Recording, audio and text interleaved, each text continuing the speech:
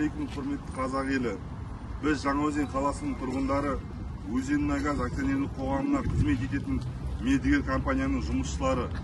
Яғни атап айтқанда жауапкершілігі шектеулі серіктестік Кезбе мекемесі, Бұрғылау мекемесі, Теңге Ойл Газ мекемесі, Батыс Геофизик сервис мекемесі, ЛТД Бибаш және Бостранс мекемесі. Және де осы жерде Жаңаөзен қаласының көп айдан бері жұмыс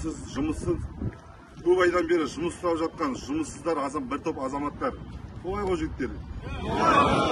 Аталған мердігер мекемелерде жұмысшылардың құқықтары тапталып, қудаланып, жұмыстан босатылып, бірі сот төрағасының шешімімен бір тараптан халықтыкі заңсыз деп танып, қинап, шиеленістіріп, үлкен ереуілге итермелеп жатқандығын көріп отырмыз.